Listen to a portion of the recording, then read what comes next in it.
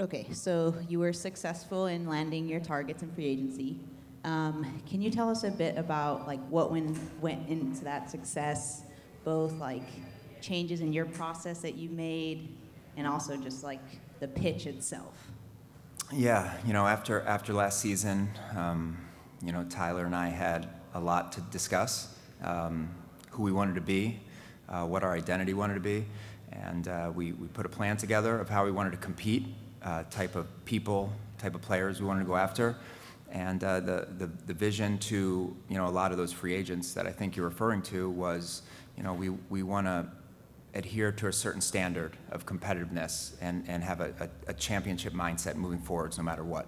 And we knew that earning the respect of a Skylar, of an Azurá, retaining players that were here was going to take some real sincerity and genuine plan from our end of who we wanted to be.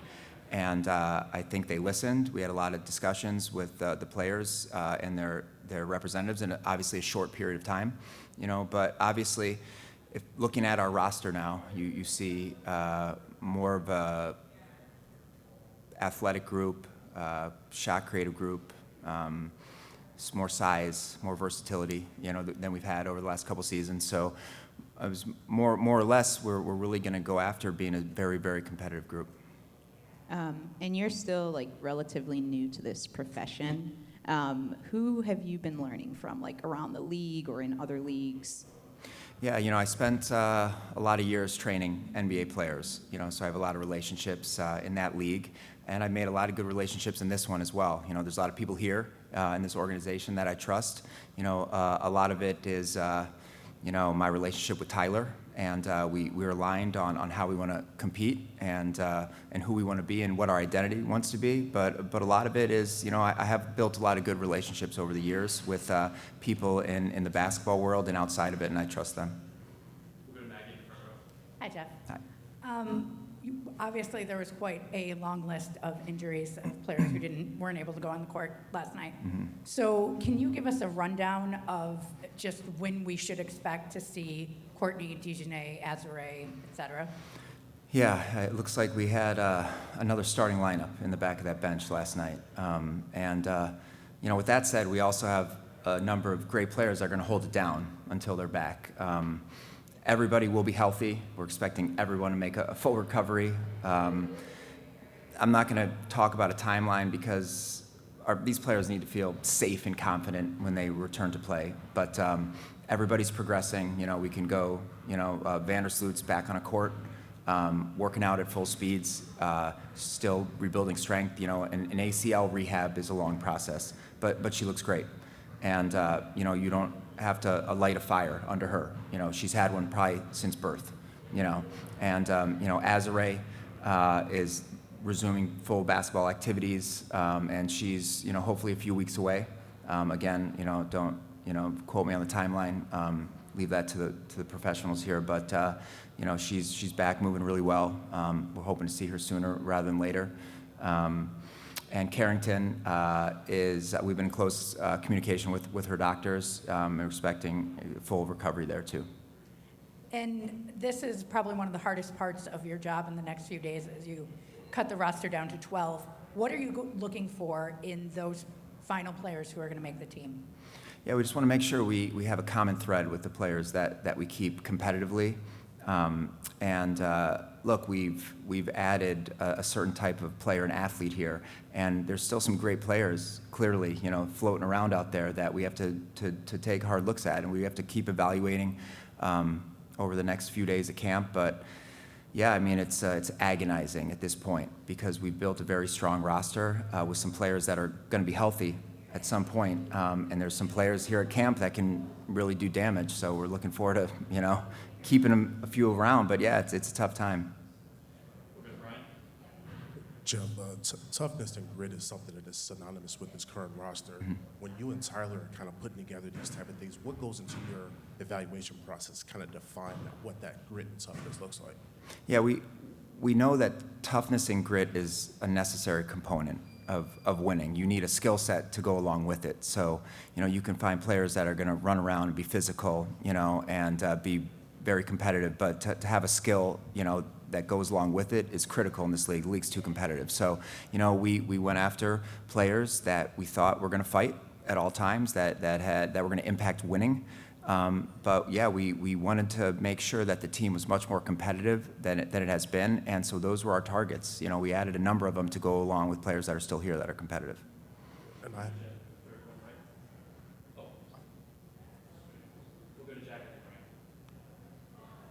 Jeff, you've obviously been very willing to trade future draft picks. I'm just curious what goes into the decision making and trying to determine the value of those future picks, years out down the line. Yeah, I mean, we always make sure that we keep a healthy amount of them available as well. We know that we need to keep them to use in the draft. We know that we need to keep them to use, to make moves. And we're going to stay aggressive. We're going to make sure we're making informed decisions. This one with Jacy Sheldon, she's a player that we see her, for the long term. She's a player under team control for the next couple of years. She fits exactly who we are and who we want to be. And again, these are conversations that, Tyler and I have. But, we will make moves if we think that, there's a player that's going to fit of who we're trying to be. Go back to Brian, go to Matt. so, Jeff, you and Tyler both have deep backgrounds in player development. Just curious, when you look at players like Kamilla and Rickea and some of your younger core, what are some things there that you guys have been working on specifically with them to get them to the next level? Yeah, talking about Kamilla, there's not a lot of 6'7" athletes, in this league, and you can't rely on that forever, so we have to make sure, her weak hand is evolving, her go-to work around the rim is evolving, her face-up is evolving, her catch and shoots. We want everybody to be able to shoot the basketball, and she can shoot a ball, but, we have to keep building confidence in players like her to want to build those skill sets, and she works. And she wants to be great. And again, like our player development reflects that every day in practice. And yeah, between Tyler and I, this is something that is who we are. And we want to continue to show these vets and the young players that they're going to get better being in Chicago. And Rickea too, obviously like extremely versatile. There's not a lot of players with her positional size in the league. And she can do a little bit of everything, but it can all improve as well. And she's been hungry to improve every single day. Over here. With this almost completely overhauled roster, what are your expectations for this team this season? Yeah, we have high expectations. We have a group of people that won't accept anything but keeping championship standards here at this point. And we're going to have no problems being very bold in who we want to be. We want to compete with and beat the best teams in the league, and we expect that out of the players every day. Hey, Jeff, speaking of injuries, with the players that were out last night and over the years, some core players and star talent has had to endure periods of injury. Just curious, have you, during this offseason, met with the medical team to talk about how to try to mitigate injuries as possible, just so that the core players in particular can remain healthy? Yeah, good question. We have overhauled and restructured our medical staff. We believe it's one of the top groups in the league right now, and these are daily conversations that we're having. It's really tough. It's a physical league. Anything could happen at any time, but it's hard to play without your best players healthy, but it's part of the game, and so we have to be prepared, and a lot of that goes into roster construction of making sure that we have reinforcements ready. But yeah, we have people that we really depend on that are very valuable to us now in the medical department. Jeff, kind of from a broader perspective, obviously the CBA made a lot of changes to how salary cap was going to go, and just generally there's the Epic deal now. There's developmental players. Like, I'm curious if there was any notable change that you saw in the CBA, and if it affected in any way you during the offseason and how you decided to build the team. Yeah, when we scout, there's always players that catch our eye, and as far as the developmental positions go now, it's incredible to have players that are going to be able to understand your actions and your system and your identity of who you are. Because in the past, when you get under a certain number and you're going after a player, due to the salary structure or due to availability of players, depending on that time of the year, it can be difficult. to land players that can really help, And right now, we'll add 2 players at some point to the developmental roster, and we'll have them under our care and knowing everything about who we are and what we're doing. And so that alone is going to be very helpful. And we can help, obviously, in the name to develop them, and we're going to find players that we think have a lot of room to grow as well. We have time for 4 more questions. We're going to go to Nancy, then Chris, and then go back to Jack and Melissa. And Jeff, I have 2. First of all, do you have an update on when the practice facility is going to be ready? And then in terms of Skylar, when you were looking at her, recruiting her, how much of it was basketball? How much of it was leadership? Okay, practice facility, late spring, early summer. It's going to be the answer. We will be in there this year. It's coming along, and everybody's excited. As far as Skylar goes, what was it, a leadership question, basketball question? How much of it, when you were looking at that, obviously she's got strengths as a basketball player, she's got strengths as a leader. So, what kind of balance were you looking, or No. how important was that balance that she's got for you? Yeah, I think that the balance is why she is who she is and why she's been so successful. I mean, we are looking for another vocal leader to go along with a lot of the vets that are here, and she's still got a ton in the tank, so she can still do a lot of damage. She's been great at camp. She was great in our first preseason game, and we want competitors. She fits the fabric of who we're trying to be. So we want the basketball, we want the leadership, we want her voice. We want Skylar Diggins to come here and be Skylar Diggins. Hey, Jeff. This is the 3rd year in a row where I know there's a couple players that are still here with a small core, but probably 3rd year in a row where a lot of starters, a lot of bench, there's a lot of turnover, and kind of overhaul from year to year. What gives you confidence that this year is going to be different than the last couple of years? Yeah, I mean, obviously the roster has been different to your point each year. We went and added some players that are very competitive and very good at what they do. We trust who we are. We trust our staff. We trust our ownership, and we trust the core that's been here and is stuck around. And we understand that we need it to get better, and again, we have high aspirations and high expectations, and we know who we are, we know who we're trying to be, and we'll have to wait and see, but we have a lot of players here that I don't think are going to accept failure this time around. Go to Jack and then close out with Melissa. I apologize if this pronunciation isn't correct, but Aicha, just do you have an update on her, when she might come over, just kind of what you're expecting from her this season? Yeah, we've still been in touch with Sivka and her representation. No update there yet. Jeff, do you think it's fair to say that, as long as you're the GM here, you guys will not take the approach that some teams that have lost a bunch of games over the last few years, where you kind of hoard draft capital and kind of build through the draft? Do you think it's fair to say that will not happen here? I think that's fair to say that will probably not happen here. We will absolutely always look at the draft. We've obviously drafted players that are still here, that we love, and we got another one this year with Gabriela Jaquez. So we will use those picks, we will draft, but if we find somebody that we agree on that can help our team now and for the future, we're going to use the picks to go get them. Thanks, everyone. Tyler will be next. Thank you, guys. Go Sky. That they can see that there's a vision here, that we're executing the vision and the plan that we have for this organization, and that we're a growing organization, that we're trying to steer it in a positive direction across the board. And so I want them to know the people that we have here in the building, and the progress that we've made to make the accommodations necessary for our players first and foremost, but also to uplift the standards that we hold ourselves to, and that this league demands that we are. And so, I want that to kind of be the talk about our organization, and that's off the court. And then on the court, I want the product to represent what this city embodies. And if we can do that the year that we have All-Star here, I think that we're in good shape. And then with Gabby in particular. Gabs. Gabs. Is that what we're going with? Okay, Gabs.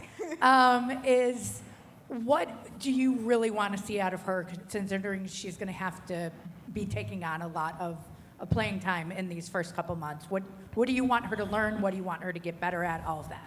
Yeah, she first and foremost, she's got a great group of veteran leadership around her that she can learn from across the board. And so I say this every year, the time frame that these rookies have to adjust to the league in a lot of ways isn't fair to them. But we have a roster in place to where she can learn while she continues to find herself in this league. We give her the grace to do so, and she can learn a ton from everywhere. What the best part about Gabriela so far is that she's been an open book in terms of kind of learning the league and understanding the pace of the game, and feeding off of the veteran pieces that she has around her. And so she's been great thus far. Hey, Coach. What kind of growth have you seen from Jeff in how he approaches roster construction, like landing free agents, et cetera? I think that from that standpoint, Jeff is really good at his job. I think that for me, the growth is, I guess it's less of growth for me and more of what I see on the daily, and that is his ability to tune out the negative and to fight through adversity, to continue to be there for players, and he keeps that at the forefront. And I think that the players really feed off of that in terms of letting him know how they feel about him, and that's how he operates, and that keeps him uplifted and motivated to continue to do things the way that he sees fit for this organization, knowing that he has the trust and belief in the players underneath him, and so and the staff. And so it's been a great working relationship with him thus far. Coach, when you have such massive roster overhaul, how do you kind of navigate the inevitable growing pains of just getting everybody on the same page quickly? Yeah, it's part of the nature of the league and of this offseason. It's not something that's unique to us. I think that for us, it's one, understanding the common goal that we have for this organization and getting everyone aligned from that standpoint. And I told the team last night after the game, I think one of my favorite things about how we've constructed this roster is, in a lot of ways, it's comprised of players and staff to some degree, of people that have felt counted out or have been counted out. And we want to use that as motivation moving forward, to know that we all got stuff left in the tank and that we're ready to prove that.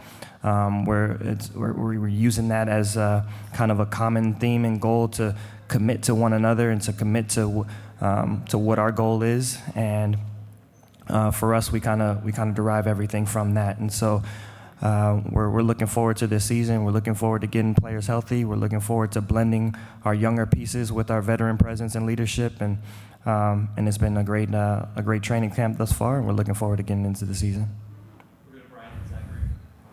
Coach, you and Jeff seem to have a shared blueprint in how you guys see this roster evolving. Was there a specific non-negotiable trait that you wanted in players that were added to the mix? Passion and competition. We wanted players that love to play basketball. We obviously wanted good people. That's always going to be the fabric of who we are. But from a basketball standpoint, we wanted those players that exuded toughness. And we think we did a really good job in assembling that. From a schematic standpoint, it was figuring out how to put those pieces together, but first and foremost, we wanted to have the kind of the core values aligned, and then we take care of the basketball after that. Hey, Coach. Kamilla is coming off a very superb season last season, and I'm just wondering what your expectations are for her this year, given the makeup of the roster and how there's more burden being placed on her shoulders in terms of controlling the paint. With Kamilla, it's there's still a lot of growth that has been had, and there's still a lot of growth to be had. And so for us, it's continuing to instill the mindset in her that she doesn't need to take a back seat to anybody. She can be one of the elite bigs in this league. She shows glimpses, throughout the last couple of seasons of that. We continue to instill belief and faith and trust in her and who we know she is and can be. And it's a matter of reinforcing that and putting her in positions to where she can believe that on a daily basis. And so it's a combination and responsibility of Kamilla. It's a responsibility of us as a staff to do our part in that.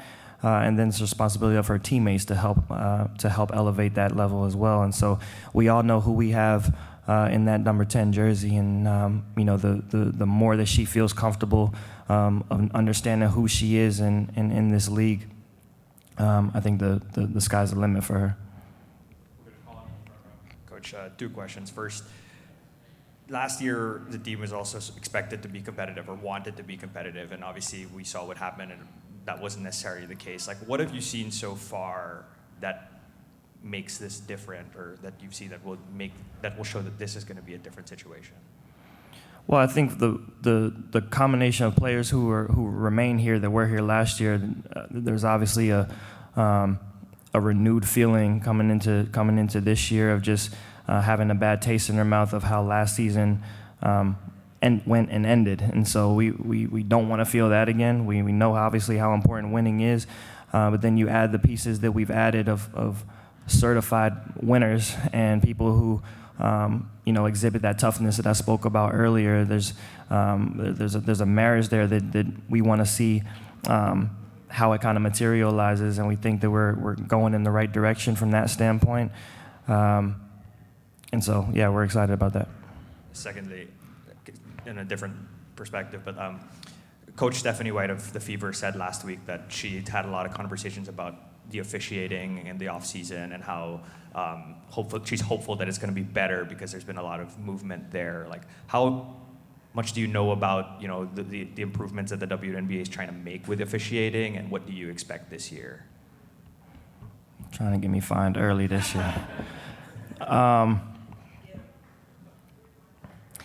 From my perspective, it is just all about accountability. I think that we don't expect the referees to get it right 100% of the time. The coaches don't get it right 100% of the time. Players don't get it right 100% of the time. That's an unrealistic expectation.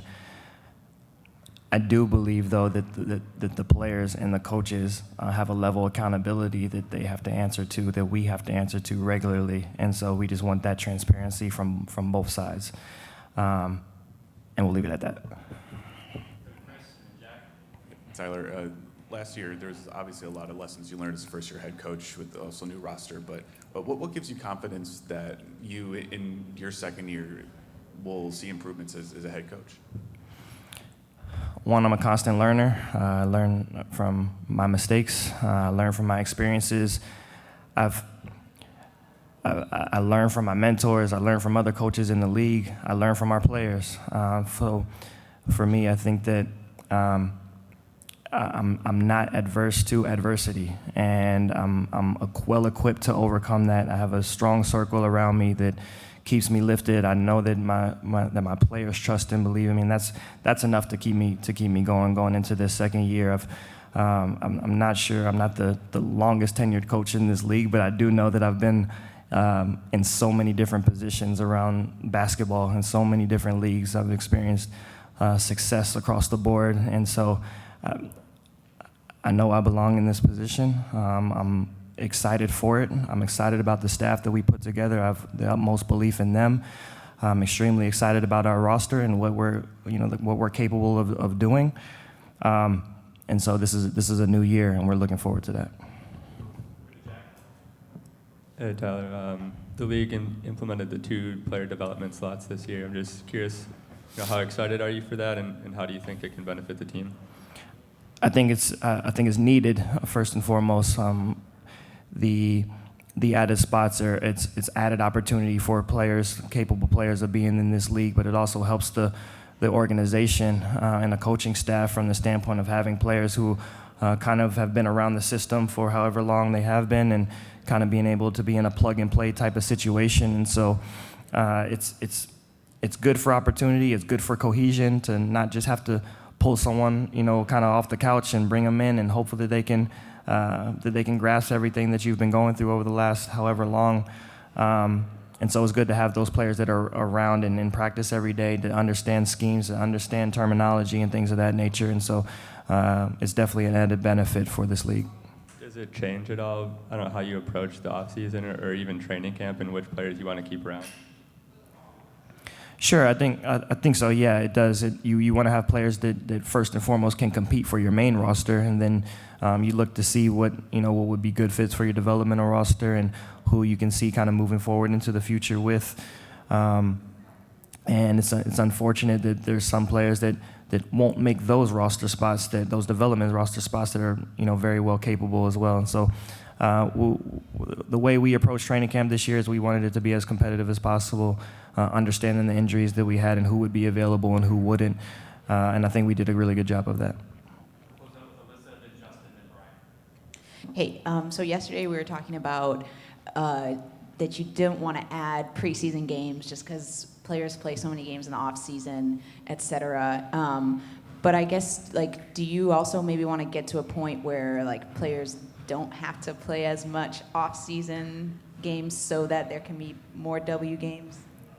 Yeah, that would. I think that would be a perfect world. But at the same time, you also want players to be able to have as many ways to provide for their families as possible. So you understand the financial implications that it has on some rather than others. But I think that for the most part, everyone has the common goal and understanding of preserving and keeping players' bodies healthy. And so whatever allows us to be able to do that, because they're ultimately the product that's on the floor. And so we want to make sure that stays at the forefront. Hi, Tyler. Obviously, this offseason, there's a lot of changes and a lot of new faces. What excites you most about this roster heading into this season? The energy, the compete level, the toughness, the willingness to have hard conversations for the better good of the team and the organization. The roster that we've put together is coming into a situation where we've raised the standards of who we feel we should be as an organization, and we're holding each other to that. And so that makes me excited, because whether I'm sitting in this position or not, it means that this league is continuing to elevate. It means that the Chicago Sky is going to continue to elevate, and Sky basketball is going to go on way longer than I'm going to be the head coach here. And so we want to make sure that we continue to have it in an upwards trajectory, and that it continues to elevate and get better. And it's that kind of like that old saying, you want to leave it better than you found it. And so we want to continue to add upon the value of what this organization is, what this city and this community deserves, and what these players have earned and worked hard for. Thank you. Last question from Brian, please. Coach, what has Skylar's presence in the locker room done to kind of impact the culture you're looking to build here in year 2? It's been 2 weeks, and I can't put it into words. The magnitude of what her presence has been thus far. You feel it as soon as she walks into the gym. There's an accountability. There's a level of focus that she demands. That's contagious to the rest of the group, and I think that they feed off of that, and that's what we want. That's what we wanted when we brought her in. We told her that you don't have to feel any pressure, and I told Skylar in one of our one-on-ones that my favorite thing about her thus far is that when she talks about this league, when she talks about Sloot, when she talks about other legends in this game that are currently playing or past players, she doesn't talk about herself like she isn't who she is. And sometimes we got to remind you that you're Skylar Diggins too. You know what I mean? And so we want to let her know who she means to us, and what she means to us, and what we believe she can still do. She's got a lot left in the tank, and we're going to try to push her to the max with that. Thanks, everyone. Skylar and Rich. Hey, everybody. No, we woke up like this, actually. I look like this every day. We're going to get started. With this team, you got to try a little bit harder. This team is a Sit next to batty you. team. I know. We'll go to Chris in the second row. Everybody can't have green eyes like Rachel. All right. What's up? Hey guys, I asked Azurá this on draft night, just because I know you're both vets in this league, but what was it like when you're going through the negotiation process, kind of seeing the improvements in contracts and player payment and all the stuff with the new CBA, just kind of negotiating in your own ways. You said, how do we feel about it? Yeah, what was that like in the negotiating process? It was a lot. Yeah. I mean, it's cool looking back on it, but it was a process. Like, there was a lot of really long days, long meetings. It wasn't like just easy agreements between the players and staff. I mean, there was a lot going on between us and the league and within ourselves. Like, we just had to really figure out how we were going to get there, and we had to push through. And it kept dragging out, and we were like, we're not going to back down, because we know what we deserve. So it's really cool to see that it really came together. Yeah, like Rach said, on top of that, it was just dope to be a part of, especially as women of color, and the representation as a mother, as a girl mom, a boy mom too, but, having a 3-year-old daughter of, if she wants to play in the W one day, the goal is to sustain it, for her and her generation as well. And so it felt like it was very, revolutionary, how we were coming together, and everybody has different wants and needs. And so for us to find something that unanimously all the players agreed to, I thought it was important. So shout out to the executive committee. We got Willie on here, and she was a big part of that as well. So shout out to everybody involved in that. Mm-hmm.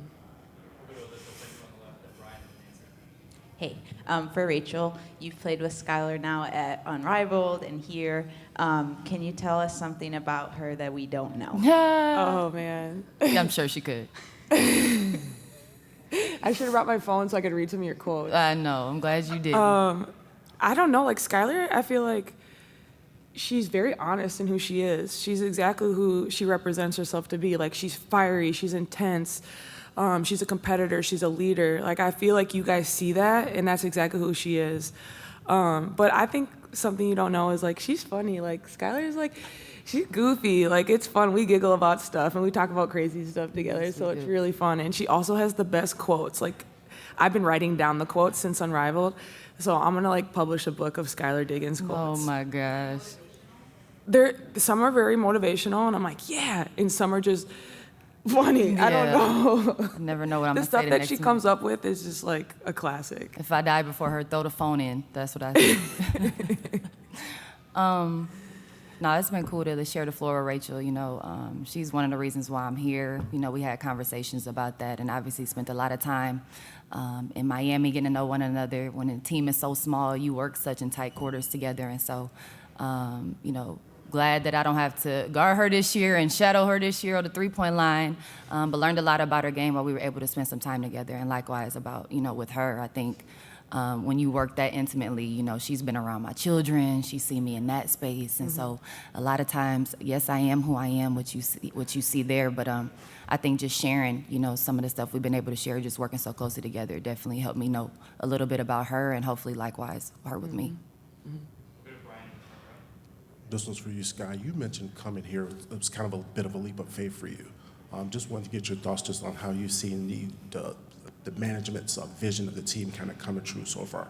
Well, yeah, I mean, obviously I only been here a week, a week of practice, but so far everything that was told to me is moving parts towards that. And so, it's great seeing everybody here today in person, and you start to see it when you physically see people. But it's been great to be in practice. It's been great to be around the team. You spend a lot of that time trying to come together, and really it's no pressure on me personally to be anybody else or be like anybody else. I think that what I do and what I bring to the table just sort of fits with this group, and so just want to continue to get that. I always say in perpetuity, having more time. You don't really get that in the WNBA. You take those rookies and say, go girl, like 2 weeks after their season. Yeah. But we have such a young group, and so I think my role in this team, a lot of questions asked toward me, a lot of eyes looking, but I also get to bounce ideas off vets like Rachel and Azurá and Sluty, what they see and what they think, and listen to young players and see them develop like Kamilla and Kia. And so it's been awesome for me so far. We understand it's the honeymoon phase still. When we start the games, I might be a little more intense up here. But for right now, it's feel good. And, we're all looking forward to continue to take steps towards that vision. And so far, I've had nothing but the utmost support and felt the support of the organization. We'll go to Nancy in the second row on the right. Skylar, over here. When you look back at having your kids, how much has it changed for players, you know, whether it's in the W or just in women's sports in general, and how much more support do you have now than, say, when you know, were pregnant the first time? Yeah, I mean, when I was pregnant the first time, the CBA for the W didn't look any different from the NBA as far as childbearing people. And so a lot of people before that, even experiences with friends and people that I've known in the W before who had children, if you got pregnant during that time, you really didn't say anything. You got half your money. You know, it was no parameters on maternity leave or even options for family planning like we have now. And so it's amazing to see the evolution. And still being one of only 3 players to come back from multiple pregnancies in this league. You know, I talk about it. I have a podcast, shamelessly going to plug it in, and Mom, where we talk to athletes and women about how they navigated motherhood in these spaces. Peak maternity age and peak athletic ability for our sport is around the same age if you think about it. And so, yeah, it's a blessing to be able to be here today, and obviously the support of my family, the support of my children, just being extremely adaptable. And they come on all the road trips with me. And so it's amazing to go through this journey of motherhood. It's tough. And after my daughter, I definitely had to, you know, reconsider if I wanted to still play or not. And so a lot of encouragement from women in the league, women outside the league, women that have done it before that I talked to, De'Erica Hamby, Taj McWilliam-Franklin is the other one who's done it and came back from multiple pregnancies, you know. So to do it, you know, I think it's great for my kids to see me play. I don't have to be like, back in my day, baby. You know, they can see mama in real time right now. And so God willing, I'm hopefully I'll be able to play a few more strong years where they can see that and be around these amazing women and amazing people to look up to. And so it's been tough, but the most gratifying thing ever to have them a part of my W journey and for them to see it in real time.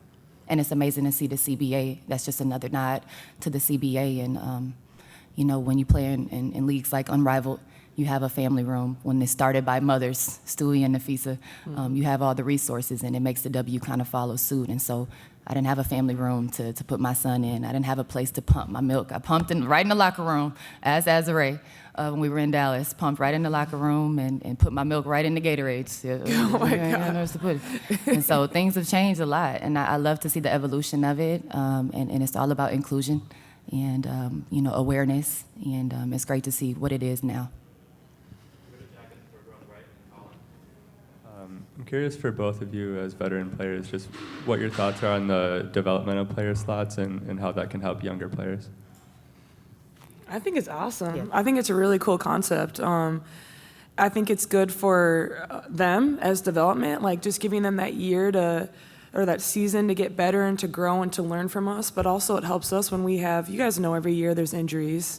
There's stuff that, like last year, we were down to like 7 bodies for like a really good amount of time, and it was really tough. So to be able to have those development players who have been here all season, know our plays, know our system, and can just slide right in smoothly is like, I think it's gonna be really amazing. Yeah, I think that was well said.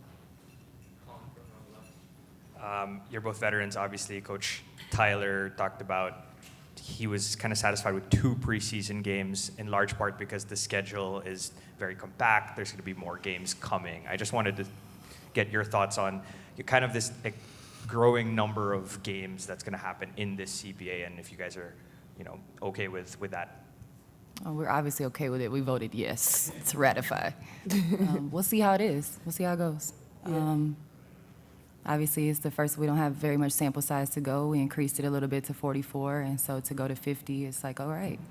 You know, obviously the way that we travel and the way that we move around is a little different than when we were playing 34 games, having to spend the night every destination. The travel was unique in that sense. I think how we travel now is a little bit different to be able to accommodate some of those things and some of the resources that we have now and extra hands in medical and extra hires that we've had to come on the road and travel with us. But yeah, it's about the best ability you can have in this league is availability. And so just trying to figure out how if we have to manage a load or not, or what that looks like. But obviously we want to be competitive in every game. You know, we want to try to make sure we take care of our bodies as pros, and the rest of the recovery aspect is so important now with all the additional games. And so I guess TBD. You know, we'll see how it goes. The thing about it is, how many can you be available for? Skylar, what does it mean to you to know that your voice and leadership carries such heavy weight in a young locker room? And Rachel, how much do you feel like this franchise needed a voice like hers? I don't know how I feel about it. I'm only raising my own 2 kids, that's it. I don't feel any pressure to I think just be myself. And I think when I first came in the league, you try really hard to get people to like you. You want to stay on people's good side, especially you people, sorry to say it like that. But you want people to write nice things and stuff like that. I stopped caring about that stuff and really just I live in that passion of loving the game. I'm from Indiana, and so if you don't know, how we feel about the game is very wholesome still, how I approach the game. And with that, how we live our lives as professional athletes, you're gonna get criticized, you're gonna get ridiculed sometimes. It's gonna be people's opinion, especially when everybody has so much accessibility to share how they feel nowadays. And so I just try to keep it about the basketball at the end of the day. I really don't give a damn about how anybody feels about my personal life, what I got going on, except how I play the game, how I show up for my teammates, how I show up as a pro, and how I lay my whole heart on the line every game, no matter who I compete against. And so I think when you get to the essence of those things, when you've been in the game so long, that's when you peel off all the layers, that's really what I play for now. Not for the attention, but just the joy that I feel on the floor, the release that I feel on the floor, and how it's like a safe haven to me. So I still cherish the game and keep it very pure. Being in the league so long, you see what you get out is what you put in. It's like an ATM machine, and that's what I try to teach the younger players. Instead of always so much having to do it with this, just show them how I show up and why I've been here so long. And so that's what I hope to bring to the table here. I'm excited to still have the opportunity to be somewhere where my opinion still feels like that is cherished, but also understanding you got a lot of young people that look up to you, and so I'm trying to be a good girl. Good girl's crazy. Right. I'll say to that, it's so important to have Skylar here. Just her intensity. You guys know her intensity, her competitiveness is just so important to this locker room. It's something that we need, and it's something that she's going to bring every single night. I know that without fail. She's consistent in that, and she's truly going to be that person for us. And I think I really love Skylar and what she brings. And we have very different leadership styles, but I think that's kind of why we work. Yep. We really work well together in that way because we bring different aspects, but we're also both absolute perfectionists, and I think that's why we get along so well and we understand each other, because we just want things to just go perfect, which isn't realistic, but we just care that much. We truly care to an emotional point. Yeah, I think we both are emotional humans too, but she's gonna be huge for us in our locker room, and there's gonna be nights when she's gonna be tough on us, and it's important. We need that, and that's what's going to get us over the hump. It's going to get us in that playoff push and going to get us further into the playoffs because of the words that she's going to speak, and she's not going to feel, I don't know if the right, not feel bad about it, but you're just going to say it, and it's coming from the right place, and it's coming from her heart, and she means it. We'll go to the back left of the camera. Hey guys, Skylar, this is for you. Obviously, Notre Dame was a big part of the start of your career. I still see you out there supporting Yale Ivy this year. Yeah. How has that experience shaped you as a player, and what's a big lesson you've learned with the Irish you plan on carrying to the sky this season? Yeah, that was 13 years ago. But it was just amazing to, first and foremost, being born and raised in South Bend, Indiana, having such a prestigious university 2-3 miles down the street from my house, and so being able to be submerged in that culture. And we talked about how much Indiana loves basketball, and Notre Dame was one of the epicenters of that as far as my examples that I had. And so always grew up watching Niele play when she played there, when she coached as an assistant, and now to see her coach and to be full circle of her as a head coach. It's just amazing, her journey there.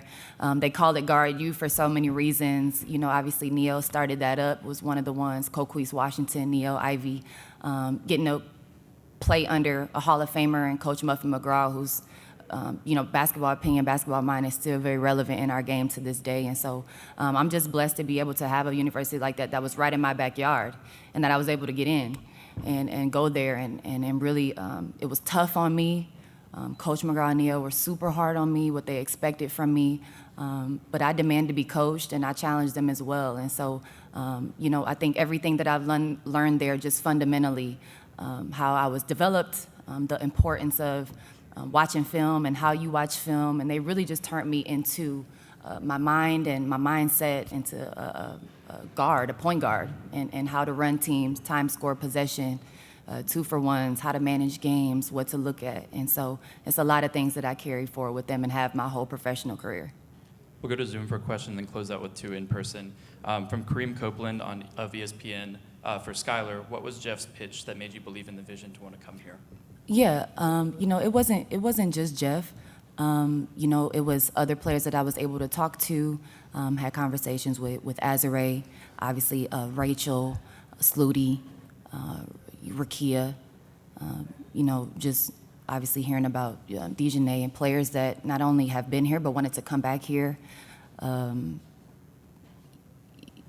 veterans that were coming into fold along with the younger players, I thought it was a great combination. Obviously the changes that were being made by, per CBA and per the organization, the improvements that were being made there, just serious about wanting to get back to a high level and playing some great basketball. And obviously I've been on the other side in 2021, playing versus that championship team and just seeing the arena light up, seeing, Chicago basketball at its peak. I've been here as a fan since before I was in the W, since the team got here. Tisha Penicheiro signed. I came to, I think, her first game. And so I've always been submerged in the culture of Chicago Sky. I know what it is. I know how this city embraces sports and loves basketball. And so I didn't need to really be sold on that growing up in the Midwest. This is where you come when you want to get some good bump. There's so much culture in the city, great food, and I spent a lot of time here. So a lot of it didn't need to be sold because I was so close to family. But also from a basketball operations side, just the moves that they were making, really putting their money where their mouth was and wanting to make some good change towards us getting back competitive, like in the playoffs, like Rach said. So the people, along with the resources that I need, and alongside of being close to home, Jeff really put that vision out there, what him and Tyler were thinking for this team and what they wanted for this team. And then obviously connecting, with Tyler was really important. Who do you want to be coached by? And love his vision, love his passion, love how other players speak about Tyler that are in the league, and then obviously the representation is really important to me.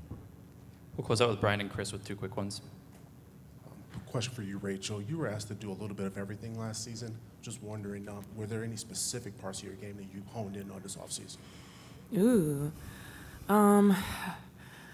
I always feel like I said earlier, I'm kind of perfectionist, so I feel like I always want to fix everything, but that's not realistic, right? I'm always trying to just be the most solid defender I can be, just a teammate that everyone can rely on the court and off the court. I really pride myself in that. And then also just continuing to keep my handle tight just in case I got to slide on back over.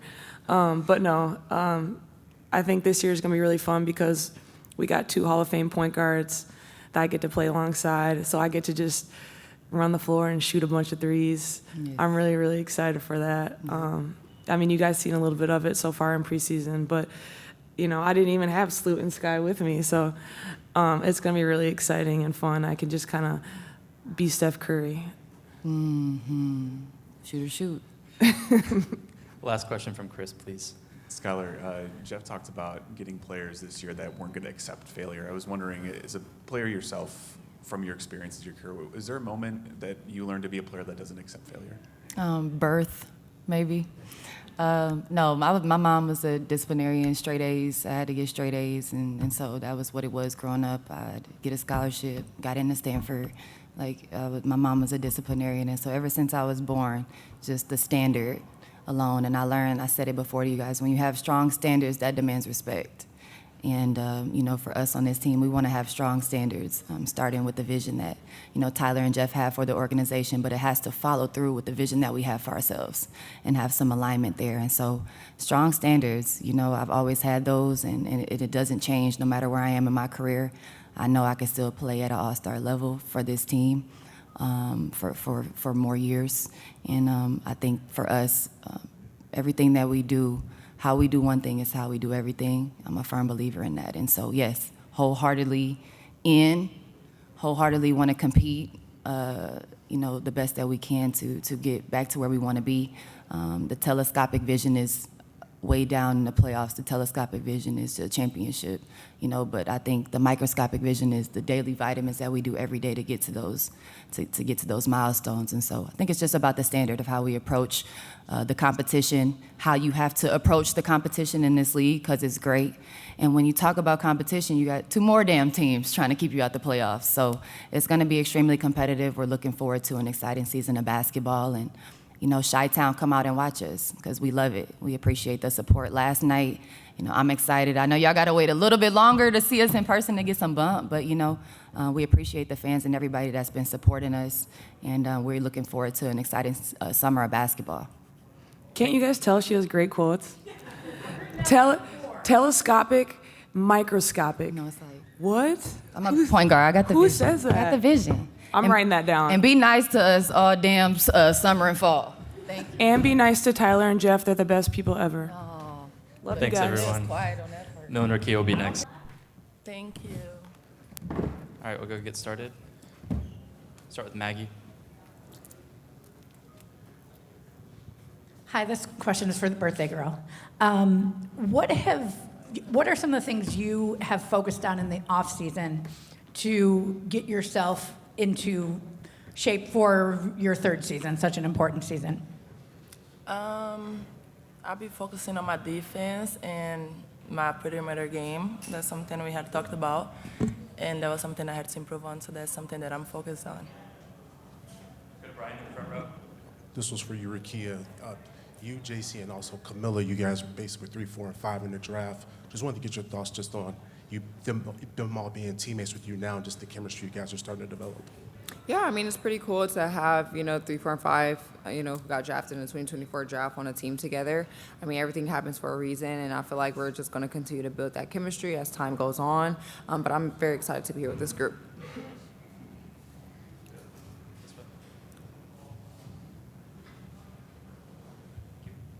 Rickea, which area in your game do you see yourself taking the biggest leap in as you enter your third year? Every aspect of my game. I don't want to ever be a one-dimensional player. I want to be a two-way player. I want to be very efficient in all aspects, so every aspect you can think of. This is a question for both of you. Given the roster overhaul and going into the season with a lot of expectations, for the both of you, what are your expectations for this season? My expectation for this season is just to have fun and just win. I feel like we have a really good group. The energy is really good, and I feel like we're just going to continue to build that chemistry and that camaraderie. So I'm just excited to see where this group gets to, but I'm very excited for it. Hi, ladies. This question is for the both of you. Obviously, there's a lot of new additions to this team. How are you both feeding off each other's energy on the floor and in practice? I feel like we're feeding off of each other's energy really well. This is a really fun group. We have a mixture of different ages, so I feel like it's very fun, and we're just going to continue to get closer as the time goes on. Everyone's talked about Skylar's leadership and just the standard that she brings to the team. I'm just curious how both of you have learned from her so far. Skylar, sorry, she's just a dog. Like, you literally walk in a room and you feel her aura, you feel her energy, and, she's not afraid to let it be known. And I love to play with players like that that's just confident in himself. I feel like that just, hyped the team up even more. So just, learning with Skylar, building with her, I feel like has been fun this far. Any more in person? Go back to Maggie. Rickea, so, with so many different pieces coming in and you coming in new to Chicago, what kinds of things are you guys doing off the court to kind of build that bond? I feel like the first day we got here, we had like a team dinner. Like yesterday we had a little team outing. So just, letting it be organic, huh? Where'd you go? Nobody knows it. Nosy. I'm sorry. Bro, she said no. Sorry, I was just playing.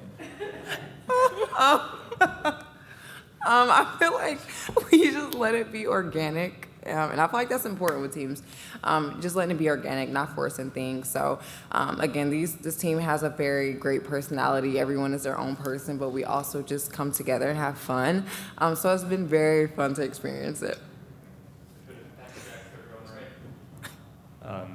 The CBA introduced the 2 new player developmental slots. Just curious, as younger players, I know you guys are obviously both set on the team, but just for younger players trying to make it into the league, how do you think that those developmental player slots can be helpful? How do we feel the what? The developmental player slots, just how can those help younger players in the team itself? Yeah, I mean, it's just more space for, people that we feel like deserve a spot in this league and, more space for them to be able to prove themselves. And I also feel like it helps us as a team, not having to, figure out, scrambling like, oh, we might have to sign this player to a 7-day contract. We already know what we're kind of getting. They're already in the groove of it. They know the plays. So I definitely love it, and I feel like it's a very good addition to the roster. We'll go to Zoom. Sean Schultz, W Swish, he asks for both of you if you could talk about what Courtney Vandersloot's leadership means for both of you. Sloot's leadership means everything to us. She's very vocal. She knows what she's talking about. She has a very high IQ. She's a, future Hall of Famer. So just being able to learn from such a legend, someone that, has been at the big stage, won championships, has meant a lot to this team. And she's just going to continue to get better. Can't wait to get back out there with her. She's one of the main reasons why I came here as well. So I'm just excited to play with Sloot. Yeah, I love Sloot, The first day I met her, she was very helpful. She talks to me 24/7. She helps me get better each and every day, and that's something I really appreciate about her because she's always there on your corner and she wants you to get better. So, We'll go back to Brian, front row, and then Colin. This was for you, Rickea. I just wanted to get your thoughts just on your comfort level and just being back with Coach LT here in Chicago. Yeah, I'm getting acclimated. Got to get my legs up under me a little bit. But other than that, I feel like I'm at home. I feel very comfortable here. Everyone is so welcoming, But being back with LT is very fun. We call each other fave. Meeting her at LA and just growing that bond there has definitely carried over here. So I just honestly feel like I'm at home, and I'm just happy to be here. We'll go back to Colin, front row on the left. This is for Kamilla. Hi. You're obviously one of the players. You talked about being part of Project B a couple of days ago, I believe. I just wanted to know, what do you know about what to expect when you join the league in later this year? What would you expect to happen there? I expect to be a great league. We have great players, and it's something that's big, I love how the women's basketball is growing, and for me it's really special because I love to travel and I love basketball, and I'm gonna get to play basketball in so many countries through Project B and get paid, so I'm excited. We'll go to Matt in the back left. Kamilla over here. Coach Marsh said you can be one of the elite bigs in this league, is the way he put it. What do you need to do to get to that point? I'll say just trust myself more. I think my teammates and my coaches, they always telling me how much they trust and believe in me, so I think that's something I gotta also start believing in myself and just go out there and do whatever my teammates need me to do in order to win games, because that's the main goal for me right now. I just want to win. Any more? Awesome. Thanks, everyone. So you two are both in an interesting position in trying to build with so many new players while not being on the court with them. So what are some of the things that you do to kind of build that bond while you're not playing with them? I think during practice, just trying to watch as much as you can, be vocal, be on the sideline. It's kind of tricky right now. Both of us are rehabbing, obviously, so we're trying to get that work in, but also be present in the locker room. And, this is really where you build the chemistry. And so, just trying to give our 2 cents on the bench during preseason games, just making sure that they hear our voice, our opinion, what we see, just so when we get in there, they're used to that. And I think also just giving advice during the game. I was talking to Rickea, Kamilla a little bit yesterday, but I try to do that in practice too, or just in conversation. And I played with some of the players, so obviously there's chemistry to still be built, but there's already some chemistry there. You guys both won on the 21 team. Just wanted to get your thoughts just from a culture standpoint, just kind of building that championship DNA. What have you seen so far with this group? I mean, it's a lot of new pieces, so just trying to build that chemistry, like we said. But I think, for the most part, everybody's come in and just been like fighting every day and had that kind of hunger that we had in 21. So it's nice to see that. I think we saw that last night with the second unit that was in. They just had Wintrust like on fire, and it was really cool to experience that and see that. It just reminded me of like back then. So I think we've had that in training camp too, just everybody coming in really locked in and fired up to just be fighting and, be the aggressors. We'll go to Nancy. Oh, sorry. Courtney, over here. I'm sorry. Oh, go ahead.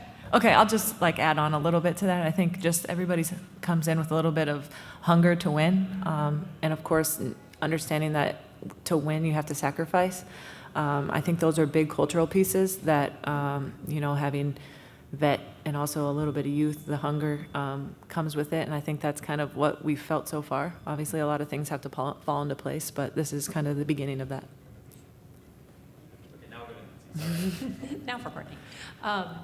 What was the collaboration process like working with Tyler and Jeff in the offseason to put this roster together? And when free agents reached out to you, what was your message to them? Because like Skylar said that she talked to you before she decided to come to Chicago.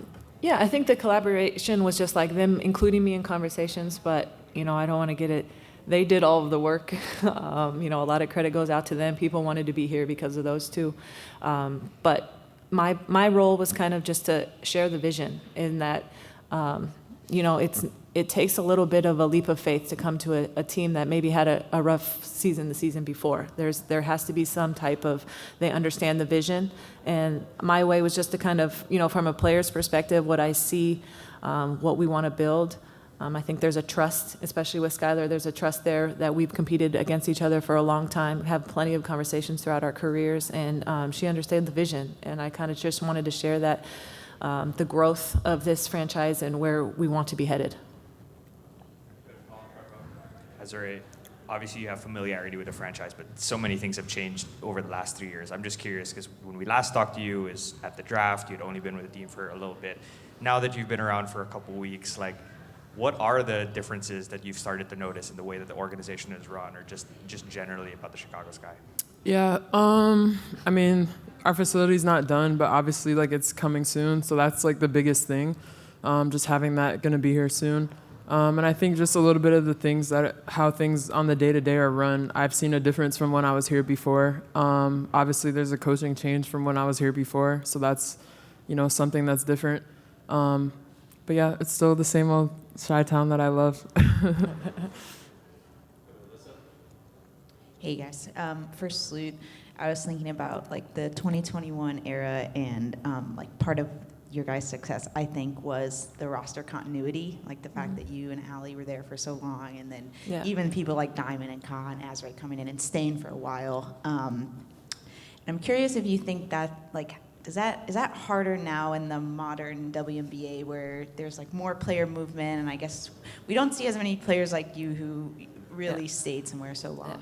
Yeah. It's definitely difficult, especially when you have a new CBA with new money, right? I mean, at the end of the day, it's difficult to pay players to stay for a really long time. There's also more teams, more opportunity if you're looking at somebody that's looking for a little bit bigger role, or, maybe a different location, whatever it is harder to get people to stay. But I think that was one of the visions thing that I was talking about that, Tyler and Jeff especially pressed to the free agents is this is something that we want to build and keep around, because, I think you see it in Vegas that they've been there all along a long time, and that's why they're as successful as they are. I mean, obviously they have unreal talent too, but that comes along with it. And just, I think that this is a good starting point for us, is that we have a lot of players really in their prime or youth, and that they could stay here and be really effective and build this thing from here, from this season on out. For either of you, Tyler was talking about just the level of accountability and focus that Skylar brings. I know you two aren't on the floor, but I'm just curious, from just watching, just kind of what have you seen, the impact that Skylar's had on the team so far? Yeah, I mean, Skylar's just really intense. She's the ultimate competitor. So I think just naturally having somebody with that type of toughness just elevates everybody around her. She holds herself to a really high standard, as a lot of us do. But obviously, when you add somebody like that who's a leader, who's very vocal, it just kind of forces everybody else to get in line or get out the way. So it's been really fun to see her kind of up close and personal. And yeah, I think she's going to be great for us. This one's for you, Sloot. With your ACL rehab, I've kind of observed some of your pregame workouts, and I guess, Sheldon, you're kind of like celebrating some of those small windows and wins. So just trying to get your insight into just how you bridge the gap between just your body and your brain, just kind of like meshing in those moments. Yeah, that's a really good question, because that's kind of the battle that I'm dealing with right now. So much of it was physical early on, and now we're getting to the point where,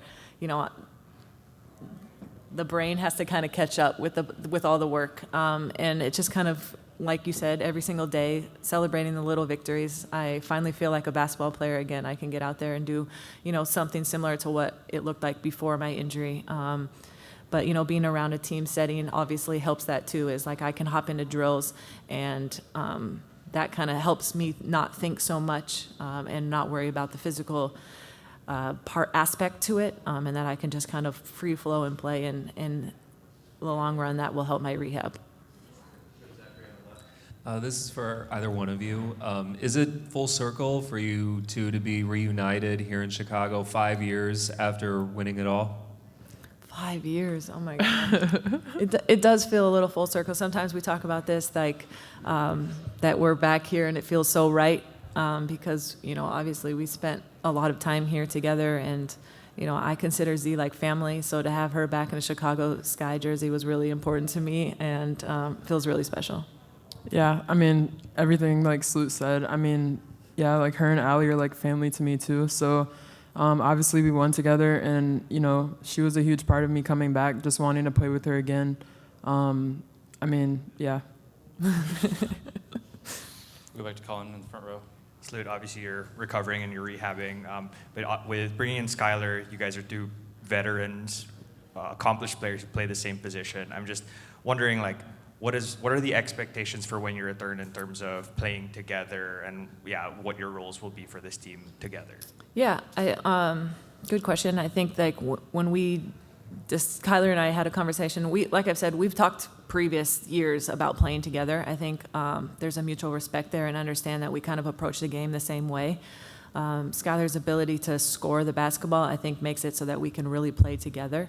We'll be kind of a two-headed snake, just being able to attack from two different looks. I think that's really dynamic, and will be difficult to guard. I think that we have talked, she'll kind of hold it down for the point until I get back, and then when I get back, we'll share the position. And the way the game is going, it's not unheard of to have two like playmaker and ball handlers on the floor. And I'm really looking forward to just like her kind of elevating the Sky and everything that we do and how we approach things. And also it gives us somebody that I can kind of rely on when I get back, just not having to hit it like full on. We're going to rely heavy on Skylar to be who she is.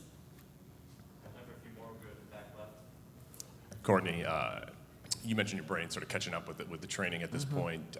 Jeff didn't want to put a timeline on when you might return, but where do you feel like you're at in this rehab process, and do you have a goal for when you want to be back? Yeah, I think, I've never done this before, so it's really hard to put like a time frame on it. But I do feel like I'm in a really good spot, and I know that I've worked really hard to get to where I am. And so as much as I want to just like kind of accelerate the last bit of it so that I can be out there with them, I don't want to undo everything that we did. I don't want to put myself at risk, because that only hurts the team in the long run. And so I know that I'm feeling really good. Like I said, I feel like a basketball player. When I'm able to hop in drills, I hear really good feedback on how it looks. But the most important thing is I'll be playing basketball this season, and that's kind of like where I'm at just day to day. This is for both of you. The landscape in women's sports, women's basketball in particular, has changed so dramatically since you both came into the league. And I'm wondering, a lot of times it's hard to truly appreciate it while you're in the middle of it, but has it sunk in like how much you all have changed, not only the sport of women's basketball, but life for women in general, just because of the stands that you all took, especially with the CBA, and the progress that you all have made? I mean, yeah, I think you can see a lot of tangible changes as a player. Like when I was a rookie, we were sharing like rooms on the road, and that stopped my second year. But I mean, obviously with the CBA, like the salaries are way up. So I've been very appreciative since I signed here just because of the salary jump I took personally. So I think it's really easy to have moments in the times that we're in just to take a step back and be really grateful for like all of the changes that have happened. And there's more to come. You know, it's just a really great time in women's basketball right now. And I only see it getting better and better each year. So I think it's really easy on a day-to-day just to take a step back and kind of be grateful for where we're at right now. I think one thing too is just like the accessibility that we have now is so incredible for like young girls. Is like even when we were young, the WNBA was still around, but it wasn't so much like available to you. You had to really search it out. And so, you know, just having something where girls can dream to be, I think is just really special. And that is the best thing I think that's come from this like really big growth, is just being so accessible to the youth. Courtney, another thing that the CBA has done is include the development of player slots. As a veteran, just how do you think that can help the team? And do you kind of see, like, as a veteran player, is that something where you'd be, I don't know, helping out those players? Or how would that kind of work from the player-to-player relationship there? Yeah, I think that's an incredible ad that isn't talked about enough. So many times there's just not enough spots. You know, even with the expansion, we are still seeing teams have to make a decision on players that have a real talent and future in this league. And so to be able to have those two spots, especially when, you know, you consider injuries and things, like almost every team is in hardship at some point. So to be able to have somebody that you can that's been with you the whole time, understands the system, you know, spending time to work on their game and just hop in for a game, 2 games, 3 games, whatever it may be. I think it's great for the league. I think it's great for just the development of the league. You know, maybe players that aren't quite ready to be on a full roster right now, just being able to be around and understand what it takes. So yes, I think we'll, as leaders and players, play a big role in that, just like making sure that they're understanding what it takes to be at this league, and, you know, just giving them a chance to develop and show their talent. Hey, Sloot. Rachel told us a little bit ago that she's looking forward to playing more her role that she prefers, which is a bit more of a pure shooter. Obviously, she's, you know, a really good shooter. Whether it comes to, you know, last season, like injuries or the play style, you know, maybe there was a little bit more times where she had to play the ball handling role. And, you know, with you coming back and Skylar coming in, what can you say about the ball handling, what you get from that as a team that maybe you didn't have last season? Yeah, I think we have 2 options that are like true point guards and want to take that responsibility on, is creating for others. And, you know, some players, they're best off the ball. And I think that Rachel is a player that, like, if she's getting wide open shots, like that's good basketball, and that's going to help us win. You know, I don't want to take away from her playmaking skills, because she is good. She does a good job on the ball. She can shoot off the dribble. Like, she's a special talent in that way. But just taking off of that responsibility and just letting her kind of be free and play, get catch and shoot shots, that makes us a really dynamic team. Thanks, everyone. Thank you. What's up, y'all? All right, we'll go and get started. Start with Alyssa in the second row on the left. Hey guys, welcome Dijonai. Thank you. So take us through your free agency decision. What were your priorities and what appealed to you about the Sky? I think a lot of the pieces that were brought in, we had common goals and common mindsets, and just the way that we approach the game and the way that we play, the mindset.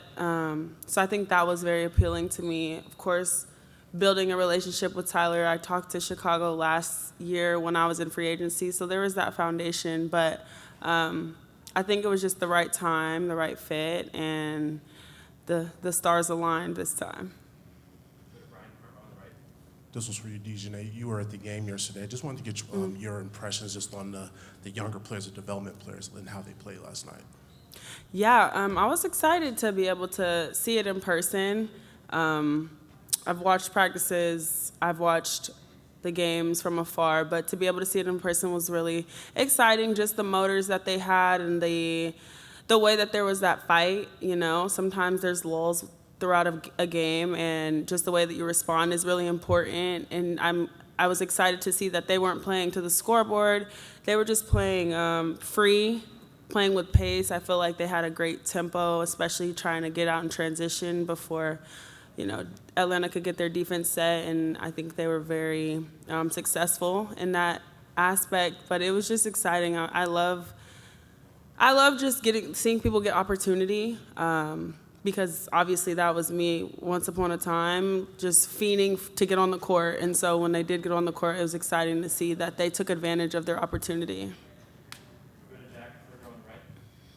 Maddy, everyone's just talked about the impact that Skylar has made already. I'm just curious for you personally, just how have you seen her help you in the team? Yeah, absolutely. I think just her presence from the first day of camp, even before then, you kind of just feel her presence when she walks in the room.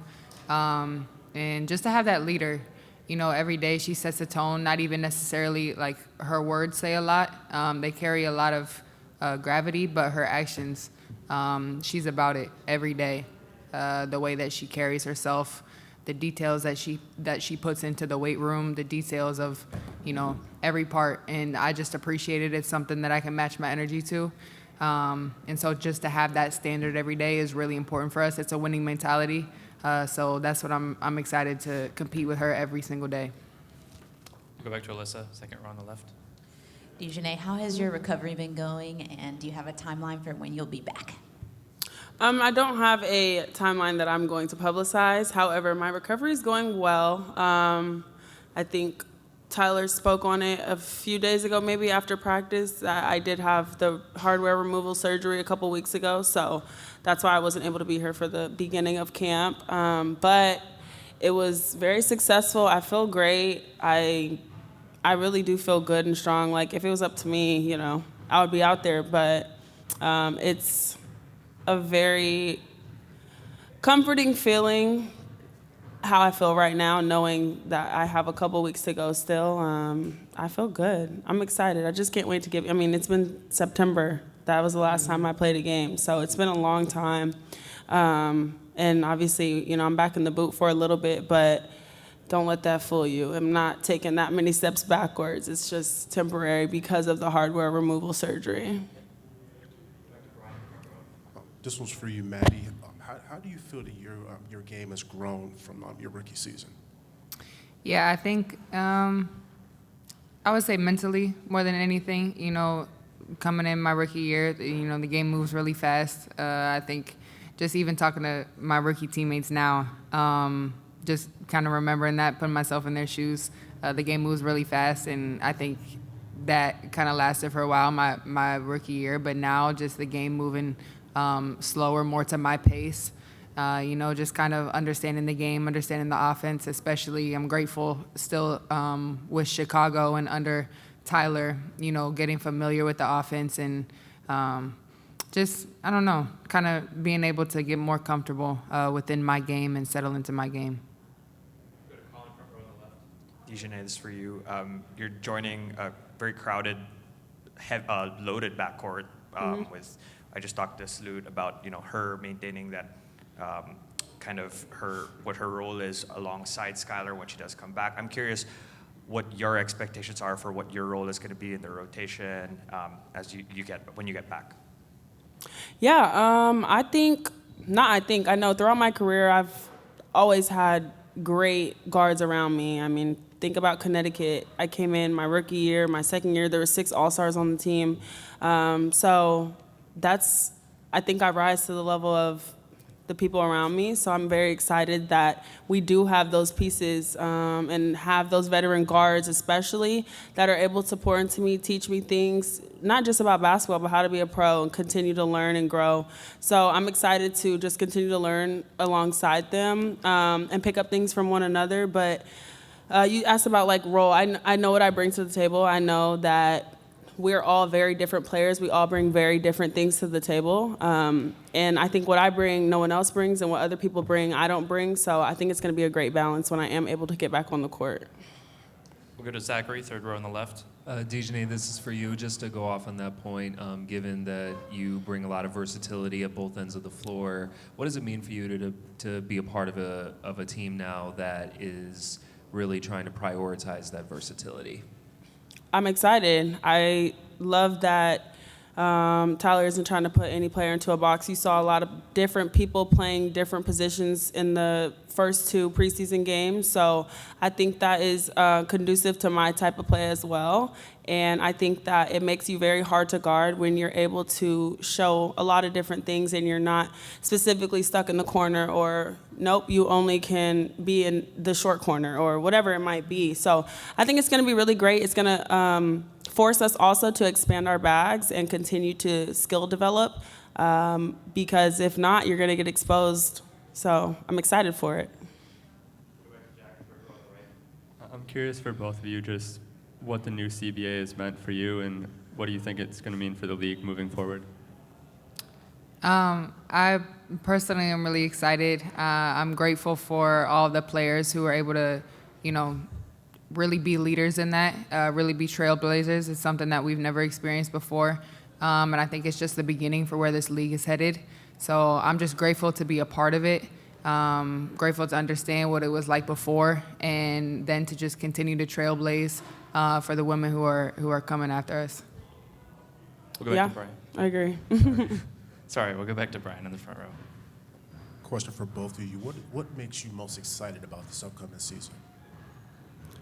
I just can't wait for us to put it all together. I think right now there's spurts where you see what could be, and also, myself, Sloot, Z, you didn't play the first game. There's pieces that have been injured or in and out of practices. So I'm just excited for us to be able to all get on the court together, put it all together, and just see how we all mesh because, everybody knows on paper it looks really good. So I'm excited to see it in real life. I agree. Just getting a little taste of competing with the girls last night. I think it's going to be really dangerous this season when we finally, learn each other's chemistry. We have the next couple days to understand that before practice. Just get more reps in, be able to compete with each other during practice every day. So I'm really excited. This question is for both of you. What excites you most about this new roster, and what can you expect to achieve with this upcoming season? What excites me is when I looked at the names and just the personalities, it was high energy, high motors, play both sides of the ball, multifaceted, multidimensional, and I think that's really important, especially when you have a new team. So it's hard to scout when it's not one or two things that somebody does well. There's so many things that so many people on the roster do well that it's honestly hard to scout, and I think that'll help everybody else with spacing, with being able to switch, being able to play multiple positions. Different people can bring the ball up and get us into our offense, which can help us to play even faster, and I know we want to play fast. So all of those things excite me, and then just like that dog mentality, I think everybody knows that that's my mindset when I come on the court, and I think that it's like-minded. Everybody in the locker room is like-minded in that facet. We'll close out with Zoom. How do you guys both view the level of buy-in from leadership in the organization itself? I'll take that.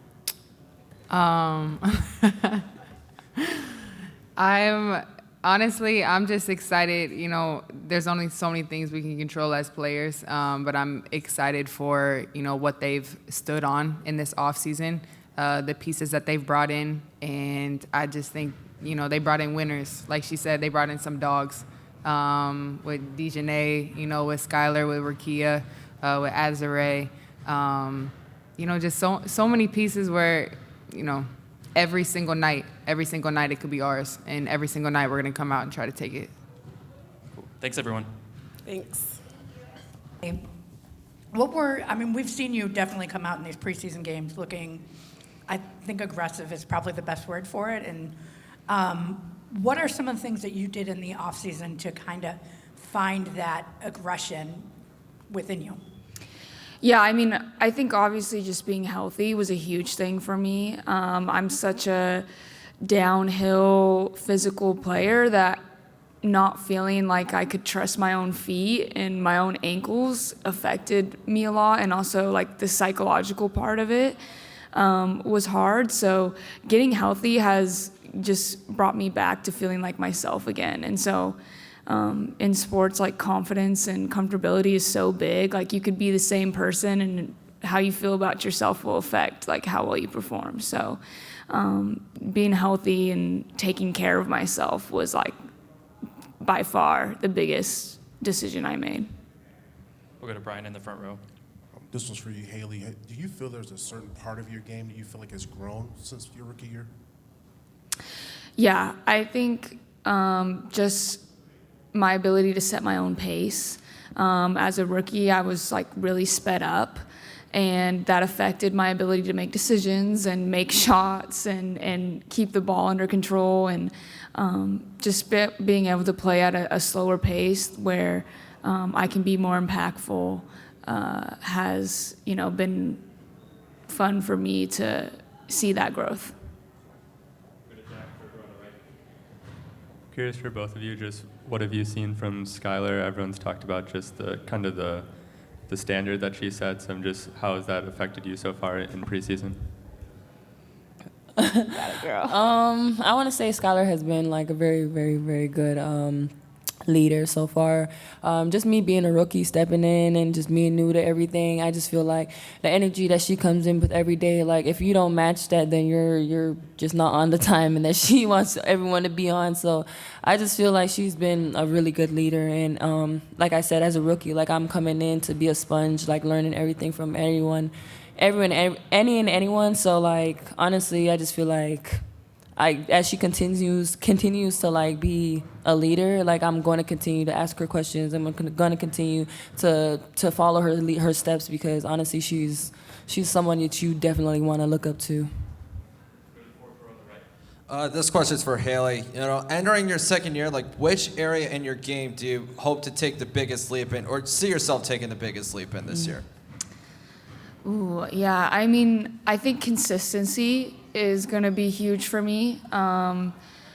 You know, anybody can be good for one game of the season or 2 games of the season, and I think for me, a big test is going to be, can I be good day in and day out and not be inconsistent and have games where I don't show up and games where I do.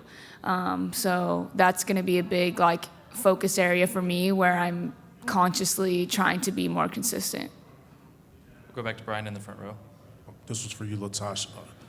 You've been in some high major programs in your career. How did those programs kind of help you for this moment that you're in right now? I definitely want to just say, like I said, like I'm a sponge, and everywhere I go, I definitely take every lesson that I can, and just like definitely I feel like every program that I went to was always different, like nothing was the same, and I took everything I learned from there, physicality, mentally, like everything just came with me every time I transferred. So personally, I just want to like say like it helped me to be able to play in the big crowds, to be able to come in and be a newbie and like learn from all the vets that have been here or been in the league. So I feel like just me stepping into the league, like as a rookie, I just feel like those schools definitely put me in a place where it's like, all right, like this is what you need to ask, this is what you need to do. So, yeah. Hey Hailey, when you get ready for year 2, what are some of the things that you're doing to prepare for your sophomore year, knowing what you know with a full year under your belt, everything that happened last year? Yeah, I think for me, understanding the long game of a WNBA season and knowing that I might feel good right now, but it's important for me to feel good in 2 months and 3 months, and it's a little bit different than college in that way of you play more and you play longer, and so knowing that there's a balance between taking every game really seriously, but also there's a long game to the season, and trying to learn as much as I can from every opportunity and carry it over into the next game so that by the end of the season, I've seen a ton of growth. So, yeah, I mean, last year was my transition year to learn, like, this is what college was, this is what the pros are, and then my second year is where I can apply what I learned. So hopefully that gets done. That's a good answer, Hailey. We'll go back to Jack. Latasha, you were playing just about a month ago in college. Just kind of, what has this whirlwind experience been like to go from the draft to training camp?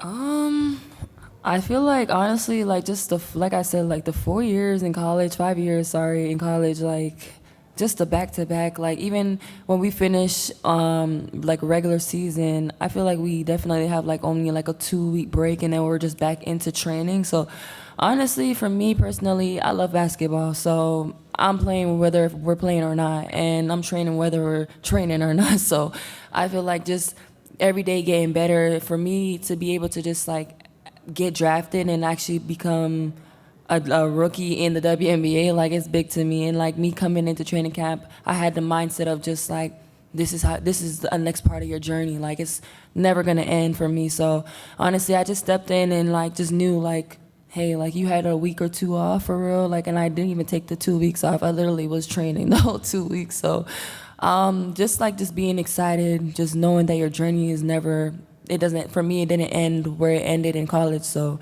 I was ready, I was prepared, and I'm like a rookie. Me stepping in being a rookie, I'm learning. I'm being a sponge. Like, everything is new to me, of course, and I'm just here to be. I'm grateful for the opportunity. We'll go back to Brian. Question for both of you. Is there a particular thing that gets you most excited for this upcoming season? I mean, outside of the fact that I love basketball, I don't know. I think for me specifically, knowing that I feel more like myself and I can be more my personality, that's what I'm most excited for, is to, like, just have so much fun hooping again. I think it's gonna be awesome. So I would say for me, just being able to hoop with the big dogs. Like, I grew up watching Skylar. I grew up watching, like, the Ajas. Like, I don't know. Like, I'm just excited to be here. I'm grateful for the opportunity. I'm grateful to be able to learn new things. Like, and of course, like I said, WNBA is nothing like college. Like, and as a rookie, I learned that my first day in training camp. So I'm just excited to be here, and, like, I'm ready to just get the wins. Like, I love to win, and honestly, being on a team where I know Coach Tyler wants to win. So me coming from a space where winning was like a main thing for us, I mean, I feel like I'm ready, but also I'm here to learn. So. And we'll close out with Zoom. From Blake Spadaro, W Swish, he asks, Tasha, what's been the biggest area of growth in your game recently, and what have you learned from the vets? Definitely my toughness. I've learned that even from Skylar, she has talking to me and told me, like, girl, keep being tough, like, little things just to keep me mentally here. And like I said, I'm gonna keep saying this, like, it's nothing like college. It's nothing like college. The physicality, for sure. I feel like even the mental toughness of just, like, how fast things come, like, plays, like, they throw everything at you, and it's like, it's a matter of you being mentally tough and watching film on your own, going to watch film with your coaches, like. So mentally, I think the vets have helped me, like, just as I got here, like, just become more and more mentally tough every day I show up to practice. Hi, Elizabeth. I asked Azurá and Skylar and Rachel about this too, but to see the CBA and everything come to fruition and have a chance to actually go through a free agency with the new CBA guidelines and everything, what was that like for you, especially someone that helped negotiate? It really stood strong for all this. Yeah, it's really incredible. You know, this is my second CBA negotiation, and it was completely different from the first in the sense that when we used the word transformational, like, it really felt that way. I think, obviously, the salaries are what people see, but but ultimately, like, it can really change people's lives and really impact girls that want to grow up and be professional athletes. And so that's how I think about it. I'm just really proud of our player leadership, including the player reps, and being able to communicate really well with everybody as things were going on. But yeah, it just feels really good, and going through free agency, knowing, you know, how impactful it was going to be, it was a really nice feeling. Question for both of you. Just was curious to know how you feel the synergy of the team is taking shape so far. Yeah, I think so far it's been really positive energy, a lot of learning, right? We have a lot of new faces and learning to play with each other. We're still getting used to how each other play, but overall it's been great. It's been really competitive throughout training camp. We have a lot of competitive people, which makes it a lot of fun. It also makes going out there and playing together that much more enjoyable.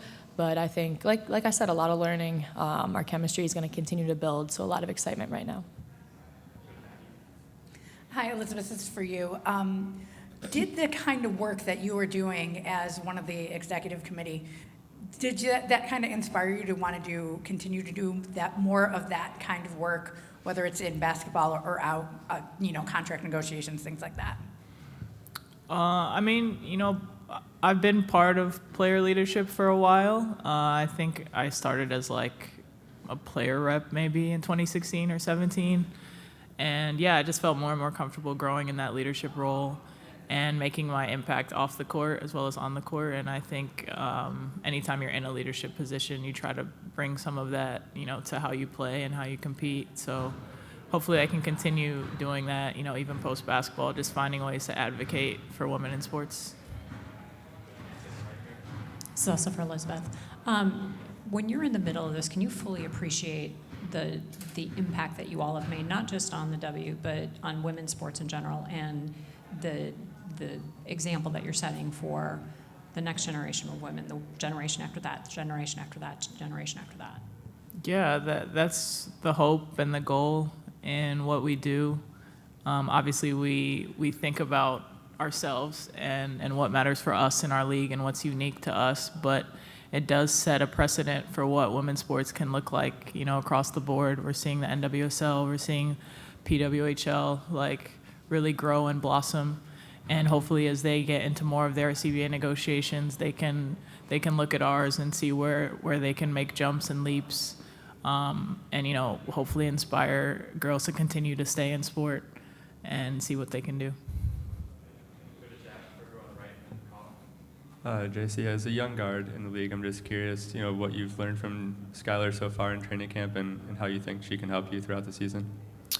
Yeah, I've obviously grew up watching Skylar and I remember guarding her my first 2 years and really excited to be on her team now, be on the same side of the ball. But that's someone who's been in the league a long time and has had a lot of success. So just being able to absorb, anything that she has to give. And she's a great teammate. That's someone that you want on your team. She's a winner. And I've learned a lot, honestly, both sides of the ball from her. So excited to just continue absorbing what she has to give and hopefully win a lot of games here with her.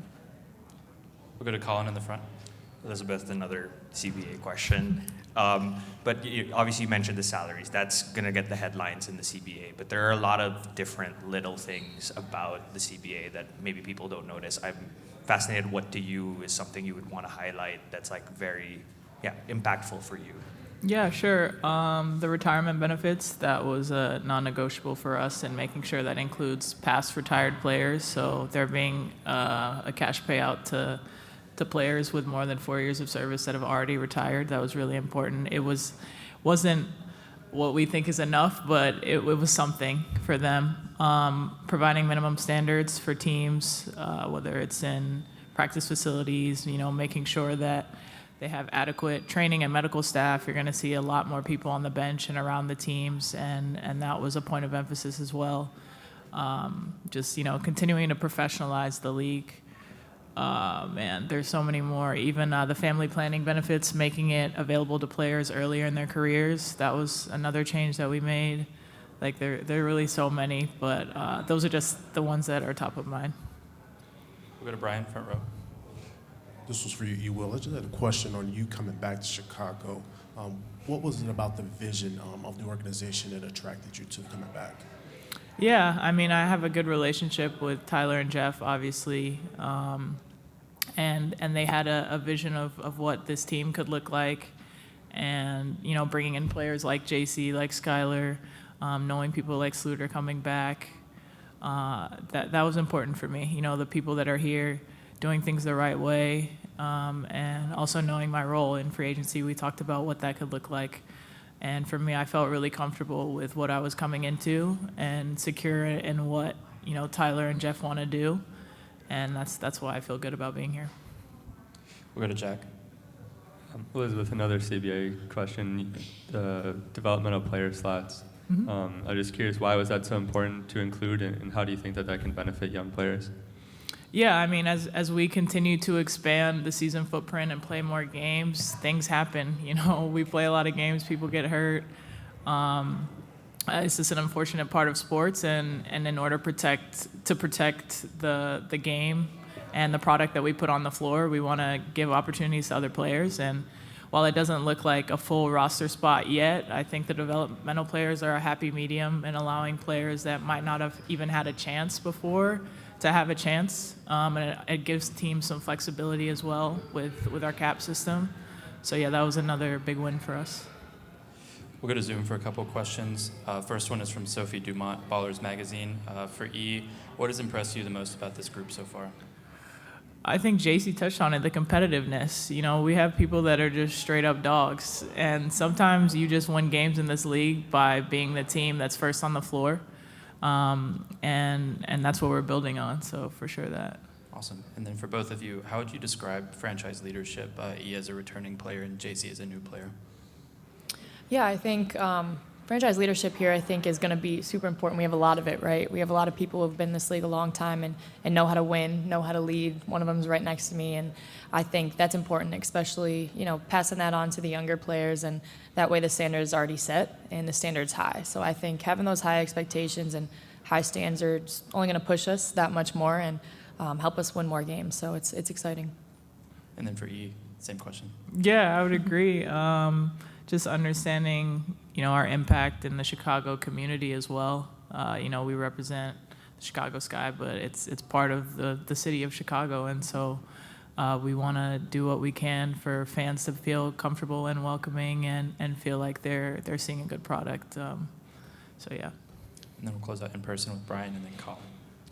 Jacy, you, Rickea, and Kamilla went 3, 4, 5 in your draft. Mm-hmm. Now you guys are teammates. Just wanted to get your thoughts just on the chemistry you guys have been able to develop so far. Yeah, it's actually pretty cool. We got to know each other that draft weekend, so it's exciting to be playing with them now. And I think that chemistry, we've played against each other a lot, so playing with each other now, it's just exciting and learning how to play with one another. And I think we've already built that chemistry up quite a bit. So, the more we play together, the more comfortable we get with one another. I think the sky's the ceiling there, so it's exciting. I'll close out with Colin. Elizabeth, a final CBA question. It's okay. But Commissioner Kathy Engelbert said in her presser that housing was one of the issues that was, I guess, a little bit harder for them to understand how important that was for the players. I'm fascinated. How was that communicated to them to get them to understand how important that was? I think once we started having more of the in-person meetings, I thought Breonna Turner did a great job in explaining how important housing is, especially as female athletes. We can't just, go places and feel safe and comfortable. So that was one aspect of it. And then again, just the movement of players throughout our league, stability-wise, it's really important. So I think once we started having the in-person meetings, she really understood the value of housing for all players and why it was so important. Thanks, everyone. Thank you. Thank you. See at the end of the season to know that you've made progress. Yeah, for me, just really excited this season. We have a brand new team, and our priority this year is to really win games and play at the standard of excellence and go into every game competing. And for me, just doing whatever I can to help the team, but also improving throughout the season. I think that for me in my past in college, just improving every year, and I'm going to continue to do that while I'm in the WNBA. Question for both of you. Has there been a single lesson that you guys have learned so far about yourselves being in camp? That getting 1% better every day matters. You know, stay the course and just believing in yourself, and like doing what is asked to be done. You know, for me personally, I know, you know, playing around great players, I've learned a lot about myself and how I can get better. You know, you're not always up there. There's always improvement, room for improvement, and I'm just trying to get better at that. Yeah. Yeah. To add to that, just, you know, similar to what AC said, but for me, just making sure I'm staying confident and remembering who I am and what got me here.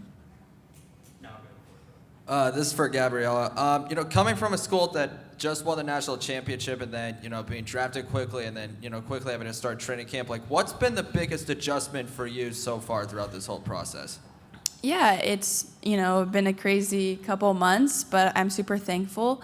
I think just ultimately the main adjustment is just, you know, trying to process what had just happened in college and how I'm done with that chapter and now entering a brand new one and being in the WNBA. You know, it's my dream come true. And so just trying to like mentally process all of that has probably been, you know, one of the hardest parts. For both of you, I'm curious what you've learned from Skylar so far and how you think that she can help you as, you know, a veteran who's been in this league a long time. I would say she pushed me really hard. You know, her intensity, you know, her competitiveness when she's on the floor, just, you know, keeping us together and tell us what to do, where to go. And I feel like that's really helpful, having her as a mentor on the team. Aicha, I just wanted to ask about your recovery and just basically the 14 months you're away from the game. Just kind of, how does it feel full circle being here now and starting in, you know, games and stuff at the WNBA? How does it feel? Amazing. I was super excited, especially in my first game. I was super excited to play. You know, just being out there is a blessing. You know, I was grateful to be out there and have an opportunity to play again. You know, play the love I have of basketball is really big. You know, just being on the floor, I don't even know. I don't even know how to express my emotions. Like it was a really good day for me. I was grateful to be on the floor. Go to Chris, second row on the right. Aicha, what was it like being away from the game for that long? I mean, you just talk about how the emotion of coming back, how great it was, but what was it like? How difficult was it being away from the game? It was hard. I'm not even gonna lie to you. It was hard, but being at Texas A&M and then being around great coaches, Joni took me under her wing, and she was taking care of me. I had all the resources that I needed, and then, you know, I had the coaches checking up on me all the time. Jeff, all of them checking in how I was doing during my recovery, just knowing that somebody believes in you, you know, in the course, and just mentally, you know, I had to stay the course. I had my husband helping me around. You know, he was always there giving me positive feedback, and you know, there's days where it's not, you know, you're gonna have bad days. You know, I was able to fight through and just be where I'm at right now, and I'm super grateful for it. This is for both of you. How do you feel that the cohesion between all these different players are improving since the start of training camp, and where do you feel you all can improve moving forward? Yeah, I think that throughout training camp, we're just growing a lot as a whole team, and I think that's what it's for. But like you said, just a lot of new pieces, and we're just all going to come together seamlessly. I have a lot of belief in this team, and I'm really excited for what we can do. Go to Maggie.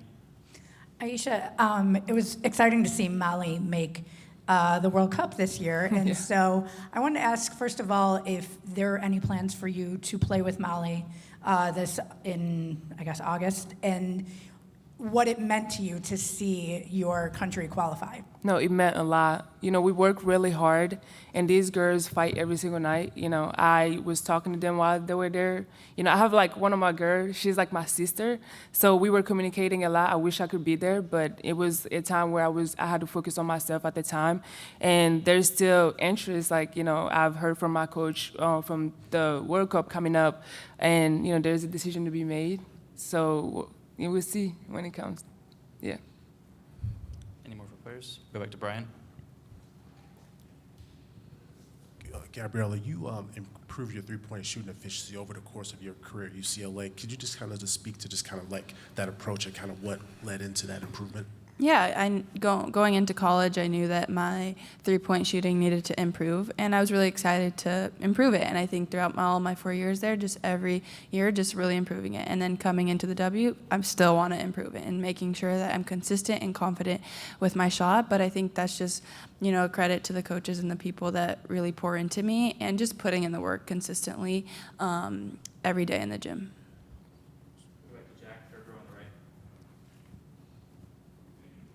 Gabriela, it's obviously only been a few weeks since you won the national championship. You had 5 teammates drafted. Just curious, have you been able to talk to any of your UCLA teammates since then, and just how have you all kind of, experienced this last few weeks? Yeah, I definitely checked in on all of them, and they're all doing great. I'm super proud of each and every one of them for, their journey, and I'm excited to go up against them. And it's just really cool that we can, experience this transition all together. Thank you. Thank you. Hi, Sydney. Hello. Look, I am still tired from covering the game last night, so I can't imagine. How are you feeling today after the game went so well? Just like what is kind of going through your mind in the last, 18 hours? It feels really good. It feels really good to get out there. It was so exciting. Dream come true for me. Just being out there and looking around, I'm like, wow, I'm really here right now. So grateful for that opportunity. Grateful to play alongside some of these great vets we have on our team as well. So great opportunity last night, and I'm very thankful for it.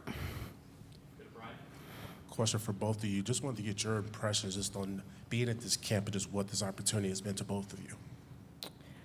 It's been surreal. Like she said, playing along these vets, getting to experience their leadership every day. They're amazing players and even better people. So it's been an amazing experience and also a dream come true for me as well. Yeah, learning every day, soaking it up like a sponge. Grew up watching some of these players like Skylar, Sloot, and all of them. So just like first day of camp, walking in there, I'm kind of starstruck, but realizing that I belong here too. So yeah. Hi, Tonie. When you get the chance to play with Skylar and Courtney, 2 point guards in this league for a long time, you point guard yourself, what is something that you learned about being a point guard in the W that maybe you didn't know before about the urgency, about the style of play, and that kind of stuff? Yeah, they really know how to command a floor, command a room. Everywhere they go, they're there. People respect them. They have the utmost respect for them. So just knowing that I can witness that and be able to experience that, I think that would be very helpful for my career and the places that I want to go. Any more for players? Go back to Maggie. This is for both of you. Chicago Sky fans are obviously just learning and getting to know you both. So what about your games do you need Sky fans to look forward to? For me, a little bit of everything. I think I excel a little bit more with the three, of course. I like to shoot the 3-ball, deep, sidestep, step back, anything you can think of really. But just my intensity, how I play, my passion for the game, and how much I really love the game of basketball. I think Tyler and Jeff put together a great group of girls, so just being out there with them, trying to get the stand.